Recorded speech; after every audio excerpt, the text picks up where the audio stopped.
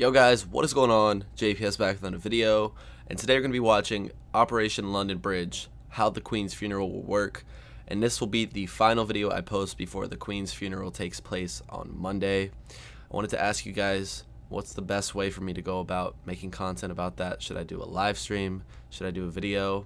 But before I ask those questions, I figured I should actually take some time and learn how this funeral is going to work. So that's what we're going to be doing today. Once again, rest in peace to the Queen. Please keep me updated with how you are all doing. Hopefully, after this funeral, I know Monday's going to be a very sad day for many of you. So after this funeral, I'm hoping that some recovery will begin and some return to some sense of normalcy will begin as well. So wishing the best for every one of you. And I thought this would be important to check out because I have zero clue on how this funeral is going to go. So let's get right into it. For decades, this historic moment marking the death of Queen Elizabeth has been meticulously planned, almost entirely in secret. What we do know is that the next few days will be a showcase of tradition, ceremonial symbolism, and sombre reflection on one of the greatest figureheads of the modern age. Many of the protocols and ceremonies taking place are deeply rooted in history and signed off by Buckingham Palace or the Church of England. Over time, there have been several adjustments and refinements. Officially, this will be a 10-day affair that began the moment Her Majesty died. In keeping with protocol, the British Prime Minister was the first person contacted outside the palace. The official notice is said to have been delivered by the Queen's private secretary via secure phone lines in code, declaring London Bridge is down. The news was then shared with the Queen's representatives in the 14 other countries where she's been the head of state, and then the other 40 nations of the Commonwealth. On receiving official notice from the palace, British broadcasters appearing on camera changed into black clothing as a mark of respect. The palace's notice to the public came with the simple act of footmen posting a black-edged notice just inside the gates of Buckingham Palace. That same message is echoed on the palace website, seen by millions. The symbolism continues. Officials place black armbands exactly 3¼ inches wide on their left arms. Across the United Kingdom, flags on official buildings are flown at half-mast.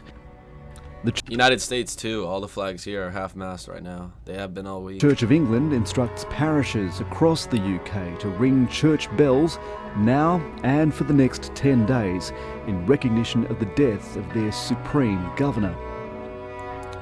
But those chimes will, for the most part, be muffled on every day of the mourning period, except for the day of the new monarch's proclamation. The rhythms of daily life, from the stock market to sporting fixtures, are being cancelled or closed as a sign of respect. A special session of Parliament commemorates the Queen's life and service. Confirmation of the Queen's death triggers another momentous chain of events. Prince Charles moves from being heir apparent to monarch. This is called the Accession. It's an entirely different operation codenamed Springtide. Although the official proclamation of his accession doesn't happen until tomorrow, the day ends with the new king addressing the nation in his first public act as head of state. We watched that video. One day after the Queen's death, flags are raised again to full mast. This is the day the new monarch is proclaimed. It involves an accession council formed of the Privy Council, plus officers and commissioners of the state and Commonwealth gathering at St James's Palace. They announce the death of the sovereign and sign an official proclamation declaring Charles the new king. After this, he takes the first of a series of oaths. The coronation only comes later. For now, the proclamation is presented for the first time to the public outside St James's Palace, heralded by trumpeters of the Lifeguard. From a balcony overlooking Friary Court, the Garter King of Arms appears to proclaim the new king. With that, a 41 royal gun salute takes place at Hyde Park in London. Damn. That's a 21-round royal salute and an extra 20 because it's fired at a designated royal park. A carriage procession of heralds travels to the statue of Charles I at Trafalgar Square to repeat the proclamation. This is symbolic because this statue represents the official centre of London. This pageantry is repeated across the city and country. After the proclamation of a new king, MPs in Parliament swear an oath of allegiance. For the first time in decades, they shall declare, "Long live the King." Behind the scenes, there are practicalities to take care of. Westminster Hall, next to Parliament, closes in preparation for a funeral ceremony on a rare scale. A service will be held at Edinburgh's St Giles Cathedral with members of the royal family in attendance, after which the King will meet with Scotland's First Minister Nicola Sturgeon at the Scottish Parliament. For the public, the grieving is evident everywhere. Television programming has taken on a more sombre, reflective tone. The BBC's red logo is replaced with a black version. Fewer comedies are shown. No satire is aired. On the morning of the third day after the Queen's death, Charles receives an official motion of condolence at Westminster Hall before continuing to tour the rest of the United Kingdom. In Scotland, the Queen's coffin will leave St Giles Cathedral and be transferred to the Royal Train, which will travel slowly overnight down the East Coast Main Line to London. After the coffin arrives in London, it'll be transported to Buckingham Palace by car. At this moment, palace staff who served the Queen are allowed to pay their respects in private.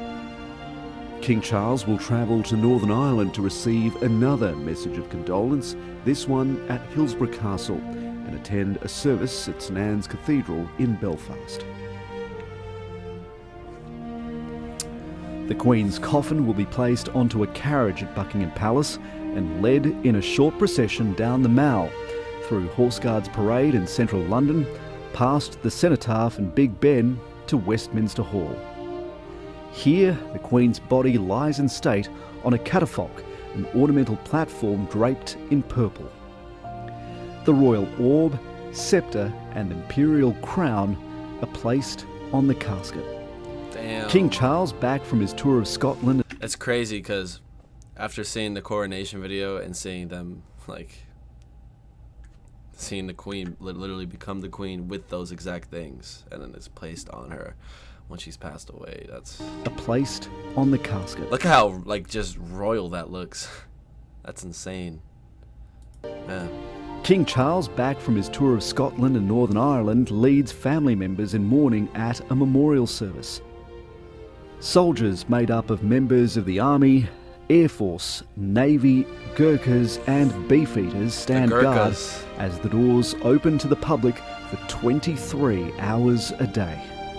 During the single hour the hall is closed, a new wreath is placed on the coffin. Many thousands of visitors are expected to line up to pay their respects to Her Majesty, who lies in state for 3 days. Naturally, there are concerns of overcrowding, not just on public transport. The strain will also be seen on services providing accommodation, food, healthcare and policing. So as I'm watching this, we're on day 8 and the funeral's taking place on day 10. So we're getting very close to what's going to happen. The King's tour of the home nations concludes in Cardiff, where he receives another motion of condolence, this time from the Welsh Parliament, before attending a memorial service at Llandaff Cathedral. It's a lot of services. It's expected that the 10th day will be the culmination of the official mourning period. Before the funeral, the Queen's coffin will be cleaned and refreshed. The day of the funeral is designated a day of national mourning. Schools, the stock exchange and many businesses are closed as the whole country and much of the world come to a standstill. From Westminster Hall, the Queen's coffin is moved across the road to Westminster Abbey. She becomes the first monarch to have a funeral here since 1760. The funeral is expected to begin at 11 a.m. and will be officiated by the Archbishop of Canterbury. There are about 2,000 invited mourners and a television audience expected to be in the billions. In keeping with tradition, the broadcast cameras inside are not permitted to show the royals' faces during prayers. After the ceremony, the coffin will be placed on the same funeral carriage that was used for 3 generations of kings before her, from her father to her great-grandfather.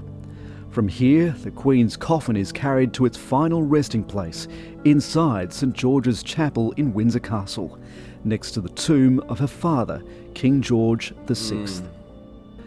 This is the same chapel where Prince Philip's funeral was held. His remains will be moved a short distance from the royal vault and placed beside hers to symbolically reunite them. Parallel to all this, Prince William becomes Prince of Wales and heir apparent. His children are next in line to the throne by order of their birth, including Princess Charlotte. A vote by the Commonwealth in 2011 ensured she becomes the first princess in British history to retain her place in the line of succession and not overtaken because of her gender. All printed money, stamps, mailboxes and police uniforms will slowly be replaced with the coat of arms of the new monarch and image of the king. The lyrics of the national anthem are also adjusted to declare, "God save the King." This is likely the largest funeral arrangement undertaken in our lifetime. Between the multiple bank holidays, the state funeral and related ceremonies, it'll cost British taxpayers billions of pounds, a grand tribute to the longest reigning monarch in British history. Oh. Wow, what a excellent video. I'm telling you, like, the end of these videos, I'm always feeling some type of way because it's so sad, but Monday's going to be a very sad day. I said it's going to be sad at the start of this video. I emphasize that now. So the funeral begins at 11 a.m. You guys are 5 hours ahead of me, so if I can wake up early for sure.